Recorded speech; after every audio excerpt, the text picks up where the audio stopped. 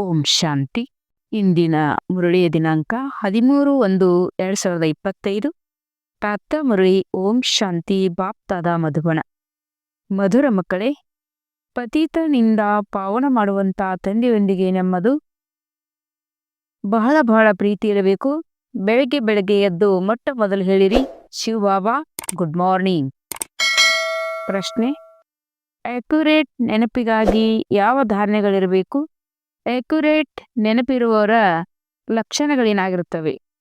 ಉತ್ತರ: ಅಕ್ಯುರೇಟ್ ನೆನಪಿಗಾಗಿ ಧೈರ್ಯತೆ, ಗಂಭೀರತೆ ಮತ್ತು ತಿಳುವಳಿಕೆ ಇರಬೇಕು. ಈ ಧಾರಣೆ ಆಧಾರದಿಂದ ಯಾರು ನೆನಪು ಮಾಡುತ್ತಾರೆಯೋ ಅವರ ನೆನಪಿನೊಂದಿಗೆ ಮಿಲನವಾಗುತ್ತದೆ ಮತ್ತು ತಂದೆಯ ಕರೆಂಟ್ ಬರತೊಡಗುತ್ತದೆ. ತಂದೆಯೊಂದಿಗೆ ಶಕ್ತಿ ಬರತೊಡಗುತ್ತದೆ. ಆ ಕರೆಂಟಿನಿಂದ ಆಯುಷ್ ಹೆಚ್ಚಾಗುತ್ತದೆ. ಆರೋಗ್ಯವಂತನಾಗುತ್ತೀರಿ. ಹೃದಯವು ಸಂಪೂರ್ಣವಾಗಿ ಶೀತಲವಾಗಿ ಬಿಡುತ್ತದೆ. ಆತ್ಮವು ಸತೋಪ್ರಧಾನವಾಗುತ್ತಾ ಸಾಗುತ್ತದೆ. ಓಂ ಶಾಂತಿ. ತಂದೆಯು ಹೇಳುತ್ತಾರೆ, ಮಧುರ ಮಕ್ಕಳೇ, ತತತ್ವಂ ಅರ್ಥಾತ್ ನೀವು ಆತ್ಮರು ಸಹ ಶಾಂತ ಸ್ವರೂಪರಾಗಿದ್ದೀರಿ. ನೀವು ಸರ್ವ ಆತ್ಮರ ಸ್ವಧರ್ಮ ಇರುವುದೇ ಶಾಂತಿ. ಶಾಂತಿಧಾಮದಿಂದ ಇಲ್ಲಿಗೆ ಬಂದು ತಾಕಿ ಆಗುತ್ತೀರಿ. ಈ ಕರ್ಮೇಂದ್ರಿಯಗಳು ನಿಮಗೆ ಸಿಗುತ್ತದೆ. ಪಾತ್ರವನ್ನು ಅಭಿನಯಿಸೋದಕ್ಕಾಗಿ ಆತ್ಮವು ಚಿಕ್ಕದು ದೊಡ್ಡದು ಆಗುವುದಿಲ್ಲ. ಶರೀರವು ಚಿಕ್ಕದು ದೊಡ್ಡದು ಆಗುವುದು. ತಂದೆಯು ಹೇಳುತ್ತಾರೆ, ನಾನಂತೂ ಶರೀರವುಳ್ಳವನಾಗುವುದಿಲ್ಲ. ತಂದೆ ಹೇಳುತ್ತಾರೆ, ನಾನಂತೂ ಶರೀರವುಳ್ಳವನಾಗುವುದಿಲ್ಲ. ನಾನು ಮಕ್ಕಳೊಂದಿಗೆ ಸಮ್ಮುಖದಲ್ಲಿ ಮಿಲನವಾಗಲು ಬರಬೇಕಾಗುತ್ತದೆ. ಅದಕ್ಕಾಗಿ ತಿಳಿದುಕೊಳ್ಳಿರಿ. ಉದಾಹರಣೆಗಾಗಿ ತಂದೆ ಇದ್ದಾರೆ, ಅವರಿಂದ ಮಕ್ಕಳ ಜನ್ಮ ಹೋಗುತ್ತದೆ ಅಂದ ಮೇಲೆ ಆ ಮಗು ಹೀಗೆ ಹೇಳುವುದಿಲ್ಲ, ನಾನು ಪರಂಧಾಮದಿಂದ ಜನ್ಮವನ್ನು ತೆಗೆದುಕೊಂಡು ಮಾತಾಪಿತನೊಂದಿಗೆ ಮಿಲನವಾಗಲು ಬಂದಿದ್ದೇನೆ. ಬಲೆ ಯಾವುದೇ ಹೊಸ ಆತ್ಮವು ಯಾರದೇ ಶರೀರದಲ್ಲಿ ಬರುತ್ತದೆ ಅಥವಾ ಯಾವುದಾದರೂ ಹಳೆಯ ಆತ್ಮವು ಯಾರದೇ ಶರೀರದಲ್ಲಿ ಆದರೂ ಪ್ರವೇಶಿಸುತ್ತದೆ ಎಂದರೆ ಹೀಗೆ ಹೇಳುವುದಿಲ್ಲ, ಮಾತಾಪಿತನೊಂದಿಗೆ ಮಿಲನವಾಗಲು ಬಂದಿರುವೆನು, ಅವರನ್ನು ಸ್ವತಃವಾಗಿಯೇ ಮಾತಾಪಿತನೊಂದಿಗೆ ಭೇಟಿಯಾಗಿ ಬಿಡುತ್ತೇನೆ. ಇಲ್ಲಿ ಇದು ಹೊಸ ಮಾತಾಗಿದೆ. ತಂದೆ ಹೇಳುವರು, ನಾನು ಪರಂಧಾಮದಿಂದ ಬಂದು ನೀವು ಮಕ್ಕಳ ಸಮ್ಮುಖದಲ್ಲಿದ್ದೇನೆ. ಮಕ್ಕಳಿಗೆ ಪುನಃ ಜ್ಞಾನವನ್ನು ಕೊಡುತ್ತೇನೆ, ಏಕೆಂದರೆ ನಾನು ಜ್ಞಾನ ಸಾಗರ, ನಾಲೆಜ್ಫುಲ್. ನಾನು ಬರುವುದು ನೀವು ಮಕ್ಕಳಿಗೆ ಓದಿಸುವುದಕ್ಕಾಗಿ, ರಾಜಯೋಗವನ್ನು ಕಲಿಸುವುದಕ್ಕಾಗಿ. ರಾಜಯೋಗವನ್ನು ಕಲಿಸುವವರು ಭಗವಂತನೇ ಆಗಿದ್ದಾರೆ. ಕೃಷ್ಣನ ಆತ್ಮನಿಗೆ ಈಶ್ವರನ ಈ ಪಾತ್ರವಿಲ್ಲ. ಪ್ರತಿಯೊಬ್ಬರ ಪಾತ್ರವು ತನ್ನದಾಗಿದೆ. ಈಶ್ವರನ ಪಾತ್ರವು ತನ್ನದಾಗಿದೆ. ಅಂದ ಮೇಲೆ ತಂದೆಯು ತಿಳಿಸುತ್ತಾರೆ, ಮಧುರ ಮಕ್ಕಳೇ, ತಮ್ಮನ್ನು ಆತ್ಮ ಎಂದು ತಿಳಿದು ಹೀಗೆ ತಮ್ಮನ್ನು ತಿಳಿಯುವುದು ಎಷ್ಟು ಮಧುರವೆನಿಸುತ್ತದೆ. ನಾವೇನಾಗಿದ್ದೆವು, ಈಗೇನಾಗುತ್ತಿದ್ದೇವೆ. ನಾವು ಏನಾಗಿದ್ದೆವು, ಈಗ ನಾವು ಏನಾಗುತ್ತಿದ್ದೇವೆ. ಈ ಡ್ರಾಮವು ಎಷ್ಟು ಅದ್ಭುತವಾಗಿ ಮಾಡಲ್ಪಟ್ಟಿದೆ. ಇದೂ ಸಹ ನೀವು ಈಗ ತಿಳಿಸುತ್ತೀರಿ. ಇದು ಪುರುಷೋತ್ತಮ ಸಂಗಮ ಯುಗವಾಗಿದೆ. ಕೇವಲ ಇಷ್ಟು ನೆನಪಿದ್ದರೂ ಸಹ ಪರಿಪಕ್ವವಾಗಿ ಬಿಡುತ್ತೀರಿ. ನಾವು ಸತ್ಯಯುಗದಲ್ಲಿ ಹೋಗುವರಿದ್ದೇವೆ. ಈಗ ಸಂಗಮ ಯುಗದಲ್ಲಿದ್ದೇವೆ. ನಂತರ ತಮ್ಮ ಮನೆಗೆ ಹೋಗಬೇಕು. ಆದ್ದರಿಂದ ಅವಶ್ಯವಾಗಿ ಪಾವನರಾಗಬೇಕು. ಅಂತರದಲ್ಲಿ ಬಹಳ ಖುಷಿಯಾಗಿರಬೇಕು. ಓಹೋ, ಬೇಹದ್ದಿನ ತಂದೆ ಹೇಳುತ್ತಾರೆ, ಮಧುರಾತಿ ಮಧುರ ಮಕ್ಕಳೇ, ನನ್ನನ್ನು ನೆನಪು ಮಾಡಿರಿ. ಆಗ ನೀವು ಸತೋಪ್ರಧಾನರಾಗಿ ಬಿಡುತ್ತೀರಿ. ವಿಶ್ವದ ಮಾಲೀಕರಾಗಿ ಬಿಡುತ್ತೀರಿ. ತಂದೆಯು ಮಕ್ಕಳನ್ನು ಎಷ್ಟೊಂದು ಪ್ರೀತಿ ಮಾಡುತ್ತಾರೆ. ಅದು ಹೀಗಲ್ಲ, ಕೇವಲ ಟೀಚರ್ನ ರೂಪದಲ್ಲಿ ಓದಿಸಿ ಮತ್ತೆ ಮನೆಗೆ ಹೋಗಿಬಿಡುತ್ತಾರೆ. ಇವರಂತೂ ತಂದೆಯು ಟೀಚರ್ಸ್ ಆಗಿದ್ದಾರೆ. ನಿಮಗೆ ಓದಿಸುತ್ತಾರೆ, ನೆನಪಿನ ಯಾತ್ರೆಯನ್ನು ಕಲಿಸಿಕೊಡುತ್ತಾರೆ. ವಿಶ್ವದ ಮಾಲೀಕರನ್ನಾಗಿ ಮಾಡುವಂಥ, ಪತಿತರಿಂದ ಪಾವನರನ್ನಾಗಿ ಮಾಡುವಂಥ ತಂದೆಯೊಂದಿಗೆ ಬಹಳ ಪ್ರೀತಿ ಇರಬೇಕು. ಬೆಳಗ್ಗೆ ಬೆಳಗ್ಗೆ ಎದ್ದು ಕೂಡಲೇ ಮೊಟ್ಟ ಮೊದಲು ಶಿವ ತಂದೆಯೊಂದಿಗೆ ಗುಡ್ ಮಾರ್ನಿಂಗ್ ಮಾಡಬೇಕು. ಗುಡ್ ಮಾರ್ನಿಂಗ್ ಅರ್ಥಾತ್ ನೆನಪು ಮಾಡುತ್ತೀರೆಂದರೆ ಬಹಳ ಖುಷಿಯಲ್ಲಿರುತ್ತೀರಿ. ಮಕ್ಕಳು ತಮ್ಮ ಹೃದಯದೊಂದಿಗೆ ಕೇಳಿಕೊಳ್ಬೇಕು, ನಾನು ಬೆಳಗ್ಗೆ ಎದ್ದು ಬೇಹದ್ದಿನ ತಂದೆಯನ್ನು ಎಷ್ಟು ನೆನಪು ಮಾಡುತ್ತೇನೆ. ಮನುಷ್ಯರು ಭಕ್ತಿಯನ್ನು ಸಹ ಬೆಳಿಗ್ಗೆ ಮಾಡುತ್ತಾರಲ್ಲವೇ? ಭಕ್ತಿಯನ್ನು ಎಷ್ಟು ಪ್ರೀತಿಯಿಂದ ಮಾಡುತ್ತಾರೆ. ಆದರೆ ಬಾಬಾರವರು ತಿಳಿದಿದ್ದಾರೆ, ಕೆಲವು ಮಕ್ಕಳು ಹೃದಯದಿಂದ ಬಹಳ ಪ್ರೀತಿಯಿಂದ ನೆನಪು ಮಾಡುವುದಿಲ್ಲ. ಬೆಳಿಗ್ಗೆ ಎದ್ದು ಬಾಬಾರೊಂದಿಗೆ ಗುಡ್ ಮಾರ್ನಿಂಗ್ ಮಾಡಬೇಕು. ಜ್ಞಾನದ ಚಿಂತೆಯಲ್ಲಿರುತ್ತೀರೆಂದರೆ ಖುಷಿಯ ನಶೆ ಏರುವುದು. ತಂದೆಗೆ ಗುಡ್ ಮಾರ್ನಿಂಗ್ ಮಾಡುವುದಿಲ್ಲವೆಂದರೆ ಪಾಪಗಳ ಹೊರೆ ಹೇಗೆ ಇಳಿಯುತ್ತದೆ? ಮುಖ್ಯವಾಗಿರುವುದೇ ನೆನಪು. ಇದರಿಂದ ಭವಿಷ್ಯಕ್ಕಾಗಿ ನಿಮ್ಮದು ಬಹಳ ಶ್ರೇಷ್ಠ ಸಂಪಾದನೆಯಾಗುತ್ತದೆ. ಕಲ್ಪಾಂತರಕ್ಕೂ ಸಹ ಈ ಸಂಪಾದನೆಯು ಕೆಲಸಕ್ಕೆ ಬರುತ್ತದೆ. ಬಹಳ ಧೈರ್ಯ, ಗಂಭೀರತೆ ತಿಳಿದುಕೊಂಡು ನೆನಪು ಮಾಡಬೇಕಾಗುತ್ತದೆ. ಚಿಕ್ಕ ಲೆಕ್ಕವನ್ನಂತೂ ಬಲೆ ಮಾಡಿ ಇದನ್ನು ಹೇಳಿಬಿಡುತ್ತಾರೆ, ನಾವು ಬಾಬಾರವರನ್ನು ಬಹಳ ನೆನಪು ಮಾಡುತ್ತೇವೆ. ಆದರೆ ಅಕ್ಯುರೇಟ್ ನೆನಪು ಮಾಡುವುದರಲ್ಲಿ ಪರಿಶ್ರಮ ಇದೆ. ಯಾರು ತಂದೆಯನ್ನು ಹೆಚ್ಚು ನೆನಪು ಮಾಡುತ್ತಾರೆ ಅವರಿಗೆ ಕರೆಂಟ್ ಹೆಚ್ಚು ಸಿಗುತ್ತದೆ. ಏಕೆಂದರೆ ನೆನಪಿನಿಂದ ನೆನಪು ಸಿಗುತ್ತದೆ. ಯೋಗ ಮತ್ತು ಜ್ಞಾನ ಎರಡು ವಸ್ತುಗಳಿವೆ. ಯೋಗದ ವಿಷಯವು ಬೇರೆಯಾಗಿದೆ, ಬಹಳ ಶ್ರೇಷ್ಠವಾದ ವಿಷಯವಾಗಿದೆ. ಯೋಗದಿಂದಲೇ ಆತ್ಮವು ಸತೋಪ್ರಧಾನವಾಗುತ್ತದೆ. ನೆನಪಿಲ್ಲದೆ ಸತೋಪ್ರಧಾನವಾಗುವುದು ಅಸಂಭವ ಇದೆ. ಬಹಳ ಚೆನ್ನಾಗಿ ಪ್ರೀತಿಯಿಂದ ನೆನಪು ಮಾಡುತ್ತೀರೆಂದರೆ ಸ್ವತಃವಾಗಿ ಕರೆಂಟ್ ಸಿಗುತ್ತದೆ. ಆರೋಗ್ಯವಂತರು ಆಗಿಬಿಡುತ್ತೀರಿ. ಕರೆಂಟ್, ಶಕ್ತಿ, ಆಯುಸ್ಸು, ದೀರ್ಘಾಯುಷ್ಯು ಆಗುತ್ತದೆ. ಕರೆಂಟ್ ಅಂದರೆ ಶಕ್ತಿ, ಆಯುಸ್ಸು, ದೀರ್ಘಾಯುಷ್ಯ ಆಗಿಬಿಡುತ್ತದೆ. ಮಕ್ಕಳೇ, ನೆನಪು ಮಾಡುತ್ತೀರೆಂದರೆ ತಂದೆಯೂ ಸಹ ಸರ್ಚ್ ಲೈಟ್ ಕೊಡುತ್ತಾರೆ. ತಂದೆಯವರು ಎಷ್ಟು ಶ್ರೇಷ್ಠವಾದ ಖಜಾನೆಯನ್ನು ನೀವು ಮಕ್ಕಳಿಗೆ ಕೊಡುತ್ತಾರೆ. ಮಧುರ ಮಕ್ಕಳು, ಇದನ್ನು ಪರಿಪಕ್ವವಾಗಿ ನೆನಪಿಟ್ಟುಕೊಳ್ಳಬೇಕಾಗಿದೆ. ಶಿವ ತಂದೆಯು ನಮಗೆ ಓದಿಸುತ್ತಿದ್ದಾರೆ. ಶಿವ ತಂದೆಯ ಪತಿತ ಪಾವನೂ ಆಗಿದ್ದಾರೆ, ಸದ್ಗತಿದಾತನೂ ಆಗಿದ್ದಾರೆ. ಸದ್ಗತಿ ಎಂದರೆ ಸರ್ವರ ಸ್ವರ್ಗದ ರಾಜ್ಯಭಾಗ್ಯವನ್ನು ಕೊಡುತ್ತಾರೆ. ತಂದೆಯು ಎಷ್ಟೊಂದು ಮಧುರವಾಗಿದ್ದಾರೆ, ಎಷ್ಟು ಪ್ರೀತಿಯಿಂದ ಮಕ್ಕಳಿಗೆ ಕುಳಿತು ಓದಿಸುತ್ತಾರೆ. ಬಾಬಾರವರು ದಾದಾರವರ ಮೂಲಕ ನಮಗೆ ಓದಿಸುತ್ತಾರೆ. ಬಾಬಾ ಎಷ್ಟೊಂದು ಮಧುರವಿದ್ದಾರೆ, ಎಷ್ಟು ಪ್ರೀತಿ ಮಾಡುತ್ತಾರೆ, ಯಾವುದೇ ಕಷ್ಟ ಕೊಡುವುದಿಲ್ಲ. ಕೇವಲ ಇಷ್ಟೇ ಹೇಳುತ್ತಾರೆ, ನನ್ನ ನೆನಪು ಮಾಡಿರಿ ಮತ್ತು ಚಕ್ರವನ್ನು ನೆನಪು ಮಾಡಿರಿ. ತಂದೆಯ ನೆನಪಿನಲ್ಲಿ ಹೃದಯವು ಸಂಪೂರ್ಣವಾಗಿ ಸ್ಥಿತವಾಗಿ ಬಿಡಬೇಕು.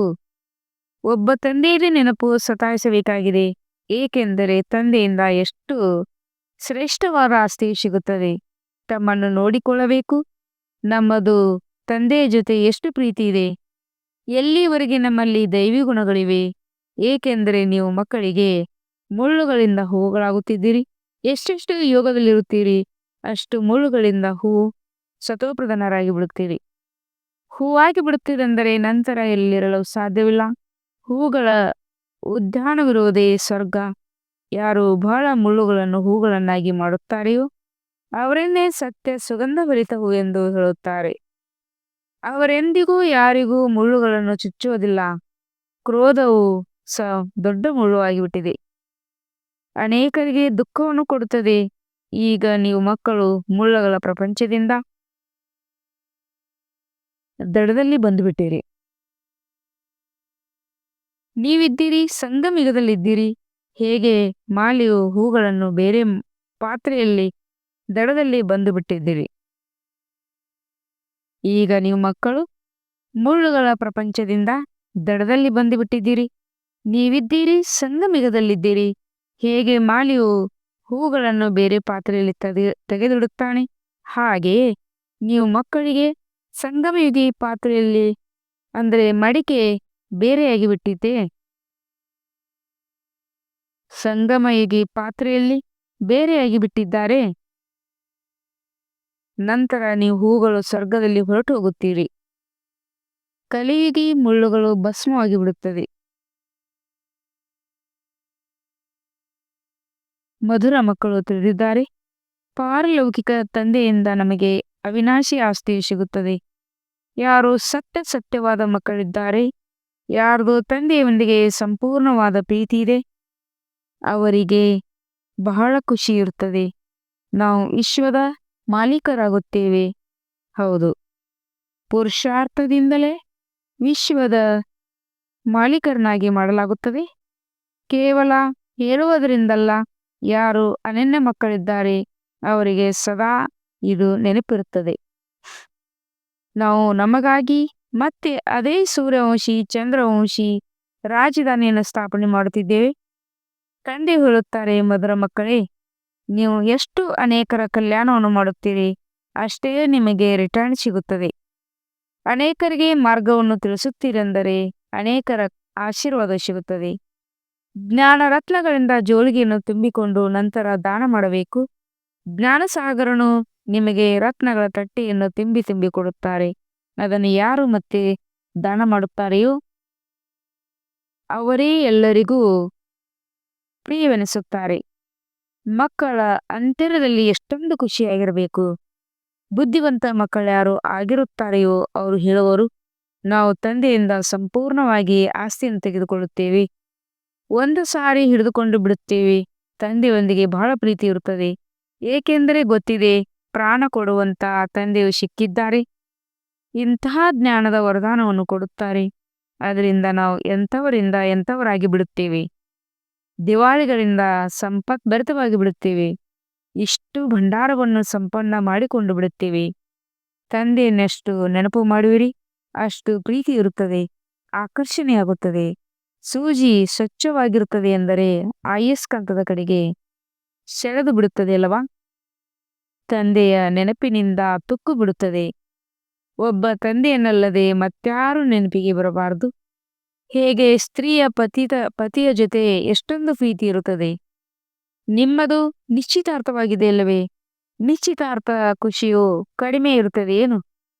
ಶಿವತಂದೆ ಹೇಳುವರು, ಮಧುರ ಮಕ್ಕಳೇ, ನಿಮ್ಮದು ನಮ್ಮ ಜೊತೆ ನಿಶ್ಚಿತಾರ್ಥವಾಗಿದೆ, ಬ್ರಹ್ಮಾರವರ ಜೊತೆಯಲ್ಲ. ನಿಶ್ಚಿತಾರ್ಥವು ಪರಿಪಕ್ವವಾಯಿತೆಂದರೆ ಅವರದೇ ನೆನಪು ಸತಾಯಿಸಬೇಕು. ತಂದೆಯು ತಿಳಿಸುತ್ತಾರೆ, ಮಧುರ ಮಕ್ಕಳು ತಮ್ಮನ್ನು ತಪ್ಪು ಮಾಡಿದಿರಿ. ಮಧುರ ಮಕ್ಕಳೇ, ತಪ್ಪು ಮಾಡಿದಿರಿ. ಸ್ವದರ್ಶನ ಚಕ್ರಧಾರಿಯಾಗಿರಿ, ಲೈಟ್ ಹೌಸ್ ಆಗಿರಿ. ಸ್ವದರ್ಶನ ಚಕ್ರಧಾರಿಯಾಗುವ ಅಭ್ಯಾಸವು ಚೆನ್ನಾಗಿ ಆಗಿಬಿಡುತ್ತದೆ ಎಂದರೆ ನೀವು ಹೇಗೆಂದರೆ ಜ್ಞಾನಸಾಗರಣೆ ಆಗಿಬಿಡುತ್ತೀರಿ. ಹೇಗೆ ವಿದ್ಯಾರ್ಥಿಯು ಓದಿ ಟೀಚರ್ ಆಗಿಬಿಡುತ್ತಾರಲ್ವೇ? ನಿಮ್ಮ ವ್ಯವಹಾರವೇ ಇದಾಗಿದೆ. ಎಲ್ಲರನ್ನು ಸುದರ್ಶನ ಚಕ್ರಧಾರಿಯನ್ನಾಗಿ ಮಾಡಿರಿ, ಆಗಲೇ ಚಕ್ರವರ್ತಿ ರಾಜ ರಾಣಿಯಾಗಿವಿರಿ.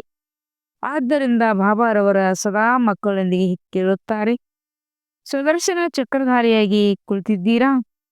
ತಂದೆಯೂ ಸುದರ್ಶನ ಚಕ್ರಧಾರಿಯಾಗಿದ್ದಿರಲ್ಲವೇ? ತಂದೆಯು ಬಂದಿದ್ದಾರೆ ನೀವು ಮಧುರ ಮಕ್ಕಳನ್ನು ಹಿಂತಿರುಗಿ ಕರೆದುಕೊಂಡು ಹೋಗೋದಕ್ಕಾಗಿ. ನೀವು ಮಕ್ಕಳಿಲ್ಲದೆ ನಮಗೂ ಆರಾಮವೆನಿಸುವುದಿಲ್ಲ. ಯಾವಾಗ ಸಮಯವಾಗುತ್ತದೆ ಆಗ ಆರಾಮವೆನಿಸುವುದಿಲ್ಲ. ಈಗ ನಾವು ಹೋಗೋಣ ಸಾಕು ಎಂದು ಮಕ್ಕಳು ಬಹಳ ಕರೆಯುತ್ತಾರೆ. ಬಹಳ ದುಃಖಿಯಾಗುತ್ತಾರೆ. ದಯ ಬರುತ್ತದೆ. ಈಗ ನೀವು ಮಕ್ಕಳು ಮನೆಗೆ ನಡೆಯಬೇಕಾಗಿದೆ. ಮತ್ತೆ ಅಲ್ಲಿಂದ ನೀವು ತಾವಾಗಿಯೇ ಸುಖಧಾಮಕ್ಕೆ ಹೊರಟು ಹೋಗುತ್ತೀರಿ. ಅಲ್ಲಿ ನಾನು ನಿಮ್ಮ ಜೊತೆಗಾರನಾಗುವುದಿಲ್ಲ. ತಮ್ಮ ಸ್ಥಿತಿ ಅನುಸಾರವಾಗಿ ನಿಮ್ಮ ಆತ್ಮವು ಹೊರಟು ಹೋಗುತ್ತದೆ. ನೀವು ಮಕ್ಕಳಿಗೆ ಇದು ನಶೆ ಇರಬೇಕು. ನಾವು ಆತ್ಮಿಕ ವಿಶ್ವವಿದ್ಯಾಲಯದಲ್ಲಿ ಓದುತ್ತೇವೆ. ನಾವು ಈಶ್ವರ್ಯ ವಿದ್ಯಾರ್ಥಿ ಆಗಿದ್ದೇವೆ. ನಾವು ಮನುಷ್ಯನಿಂದ ದೇವತೆಯಾಗುವ ಅಥವಾ ವಿಶ್ವದ ಮಾಲೀಕರಾಗುವುದಕ್ಕಾಗಿ ಓದುತ್ತಿದ್ದೇವೆ. ಇದರಿಂದ ನಾವು ಇಡೀ ಮಿನಿಸ್ಟರಿಯನ್ನು ಪಾಸ್ ಮಾಡಿಬಿಟ್ಟಿದ್ದೇವೆ. ಹೆಲ್ತ್ ಅಂಡ್ ಎಜುಕೇಶನ್ ಸಹ ಓದುತ್ತಿದ್ದೇವೆ. ಚಲನೆಯನ್ನು ಸುಧಾರಣೆ ಮಾಡಿಕೊಳ್ಳುವುದಕ್ಕೂ ಓದುತ್ತಿದ್ದೇವೆ. Health minister, food minister, land minister, building minister ಎಲ್ಲವೂ ಇದರಲ್ಲೇ ಬಂದುಬಿಡುತ್ತದೆ. ಮಧುರಾತಿ ಮಧುರ ಮಕ್ಕಳಿಗೆ ತಂದೆಯು ಕುಳಿತು ತಿಳಿಸುತ್ತಾರೆ, ಯಾವಾಗ ಯಾವುದೇ ಸಭೆಯಲ್ಲಿ ಭಾಷಣ ಮಾಡುತ್ತೀರಿ ಅಥವಾ ಯಾರಿಗೆ ತಿಳಿಸುತ್ತೀರೆಂದರೆ ಗಳಿಗೆ ಗಳಿಗೆಗೂ ಹೇಳಿರಿ, ತಮ್ಮನ್ನು ಆತ್ಮನೆಂದು ತಿಳಿದು ಪರಂಪಿತ ಪರಮಾತ್ಮನ ನೆನಪು ಮಾಡಿರಿ. ಈ ನೆನಪಿನಿಂದಲೇ ನಿಮ್ಮ ವಿಕರ್ಮಗಳು ವಿನಾಶವಾಗುತ್ತದೆ. ನೀವು ಪಾವನರಾಗಿ ಬಿಡುತ್ತೀರಿ. ಗಳಿಗೆ ಗಳಿಗೆಗೂ ಇದರ ನೆನಪು ಮಾಡಬೇಕು. ಆದರೆ ಇದನ್ನು ಸಹ ನೀವು ಆಗ ಹೇಳಬಹುದು, ಯಾವಾಗ ಸ್ವಯಂ ನಾವು ನೆನಪಿನಲ್ಲಿರುತ್ತೀರಿ. ಈ ಮಾತಿನ ಬಗ್ಗೆ ಮಕ್ಕಳಲ್ಲಿ ಬಹಳ ಬಲಹೀನತೆ ಇದೆ. ಸಂಪೂರ್ಣವಾಗಿ ನೀವು ಮಕ್ಕಳಿಗೆ ಖುಷಿ ಇರುತ್ತದೆ. ನೆನಪಿನಲ್ಲಿದ್ದಾಗ ಅನ್ಯರಿಗೆ ತಿಳಿಸುವುದರ ಪ್ರಭಾವ ಬೀರುತ್ತದೆ. ನಿಮ್ಮ ಮಾತುಗಳು ಬಹಳ ಹೆಚ್ಚು ಇರಬಾರದು. ಆತ್ಮಾಭಿಮಾನಿಯಾಗಿದ್ದು ಸ್ವಲ್ಪವೇ ತಿಳಿಸುತ್ತೀರೆಂದರೂ ಬಾಣ ನಾಟುತ್ತದೆ.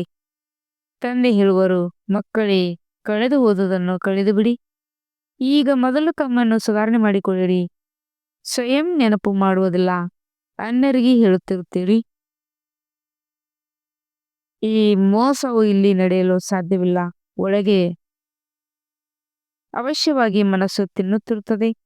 ತಂದೆಯೊಂದಿಗೆ ಸಂಪೂರ್ಣವಾದ ಪ್ರೀತಿ ಇಲ್ಲವೆಂದರೆ ಶ್ರೀಮತದಂತೆ ನಡೆಯುವುದಿಲ್ಲ. ಬೇಹದ್ದಿನ ತಂದೆಯಂತೆ ಶಿಕ್ಷಣವನ್ನು ಮತ್ಯಾರು ಕೊಡಲು ಸಾಧ್ಯವಿಲ್ಲ.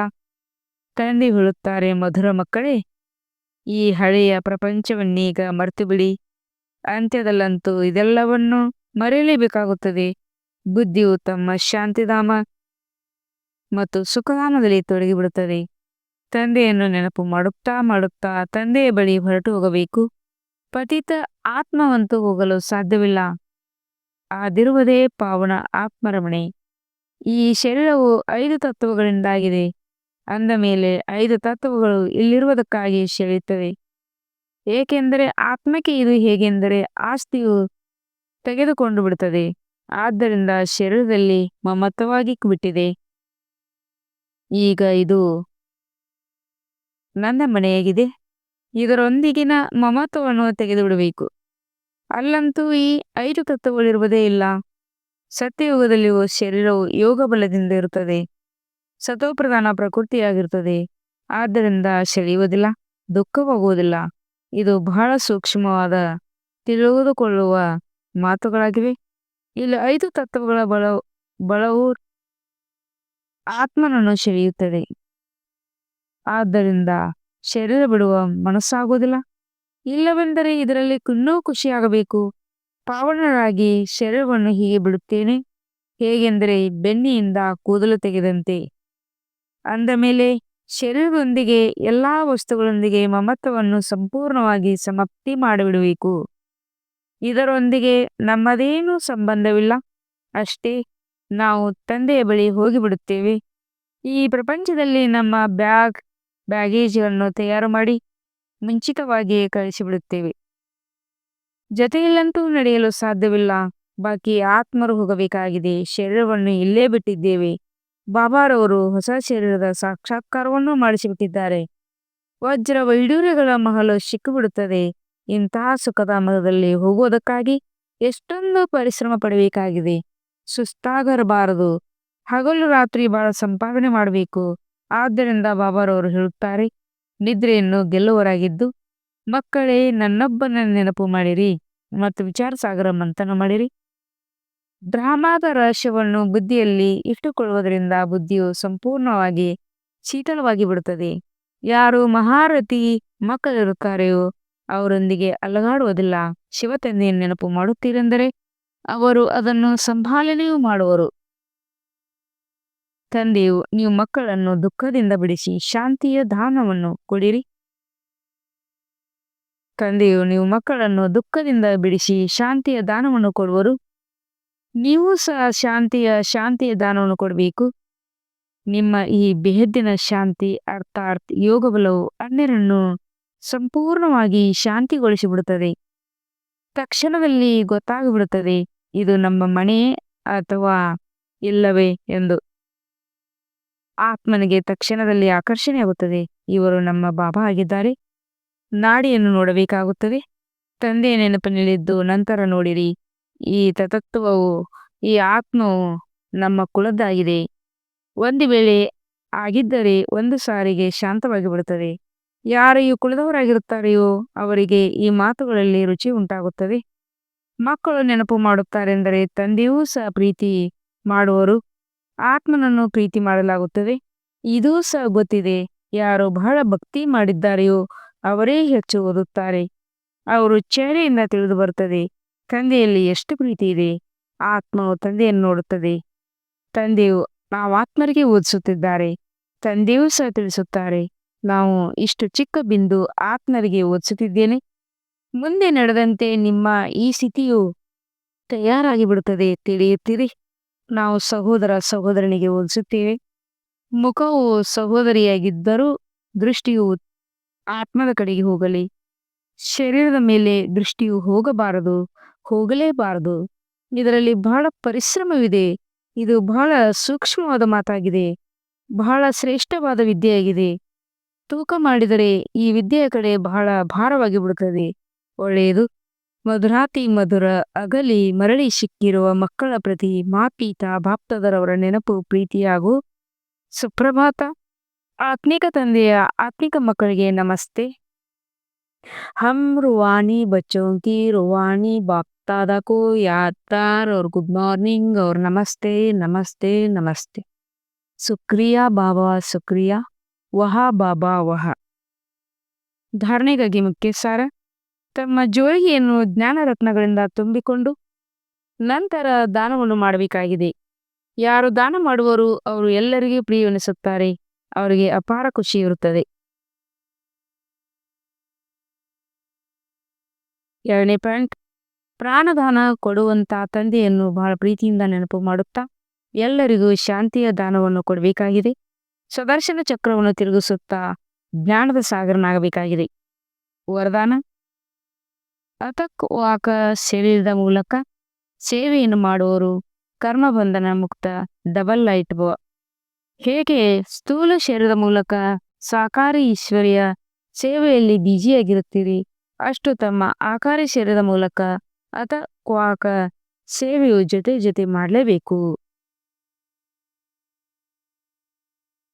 ಹೇಗೆ ಬ್ರಹ್ಮಾಂಡ ಮೂಲಕ ಸ್ಥಾಪನೆ ವೃದ್ಧಿಯಾಯಿತು, ಹಾಗೆ ಈಗ ನಿಮ್ಮ ಸೂಕ್ಷ್ಮ ಶರೀರದೊಂದಿಗೆ ಮೂಲಕ ಶಿವಶಕ್ತಿಯ ಕಂಬೈನ್ಡ್ ರೂಪದ ಮೂಲಕ ಸಾಕ್ಷಾತ್ಕಾರ ಮತ್ತು ಸಂದೇಶ ಸಿಗುವ ಕಾರ್ಯವು ಆಗಬೇಕಾಗಿದೆ. ಶಿವಶಕ್ತಿಯ ಕಂಬೈನ್ಡ್ ರೂಪದ ಸಾಕ್ಷಾತ್ಕಾರದ ಮೂಲಕ ಸಾಕ್ಷಾತ್ಕಾರದ ಮತ್ತು ಸಂದೇಶವು ಸಿಗುವುದು ಕಾರ್ಯವಾಗಬೇಕಾಗಿದೆ. ಆದರೆ ಈ ಸೇವೆಗಾಗಿ ಕರ್ಮ ಮಾಡುತ್ತಾ ಯಾವುದೇ ಕರ್ಮ ಬಂಧನದಿಂದ ಮುಕ್ತ ಸದಾ ಡಬಲ್ ಲೈಟ್ ರೂಪದಲ್ಲಿರಿ. ಸ್ಲೋಗನ್ ಆಗಿದೆ: ಮನನ ಮಾಡುವುದರಿಂದ ಯಾವ ಖುಷಿ ರೂಪಿ ಬೆನ್ನಿ ಸಿಗುವುದು, ಅದು ಜೀವನವನ್ನು ಶಕ್ತಿಶಾಲಿಯನ್ನಾಗಿ ಮಾಡುತ್ತದೆ. ಮನನ ಮಾಡುವುದರಿಂದ ಯಾವ ಖುಷಿ ರೂಪಿ ಬೆನ್ನಿ ಸಿಗುವುದು, ಅದು ಜೀವನವನ್ನು ಶಕ್ತಿಶಾಲಿಯನ್ನಾಗಿ ಮಾಡುತ್ತದೆ. ತಮ್ಮ ಶಕ್ತಿಶಾಲಿ ಮನಸ್ಸ ಮೂಲಕ ಸಕಾಶ ಕೊಡುವ ಸೇವೆಯನ್ನು ಮಾಡಿರಿ. ನಮಗೆ ಸೇವೆಯ ಅವಕಾಶ ಸಿಕ್ಕಿಲ್ಲವೆಂದು ಯಾರೂ ಹೇಳುವುದಕ್ಕೆ ಸಾಧ್ಯವಿಲ್ಲ. ಯಾರು ಹೇಳಲು ಸಾಧ್ಯವಿಲ್ಲವೆಂದರೆ ಮನಸ್ಸ ವಾಯುಮಂಡಲದಿಂದ ಸುಖದ ವೃತ್ತಿ ಸುಖಮಯ ಸ್ಥಿತಿಯಿಂದ ಸೇವೆ ಮಾಡಿ. ಆರೋಗ್ಯ ಸರಿಯಿಲ್ಲವೆಂದರೆ ಮನೆಯಲ್ಲಿ ಕುಳಿತಲ್ಲೇ ಸಹಯೋಗಿಯಾಗಿ ಕೇವಲ ಮನಸ್ಸಿನಲ್ಲಿ ಶುದ್ಧ ಸಂಕಲ್ಪಗಳಷ್ಟ ಜಮಾ ಮಾಡಿ ಶುಭ ಭಾವನೆಗಳಿಂದ ಸಂಪನ್ನರಾಗಿ. ಓಂ ಶಾಂತಿ.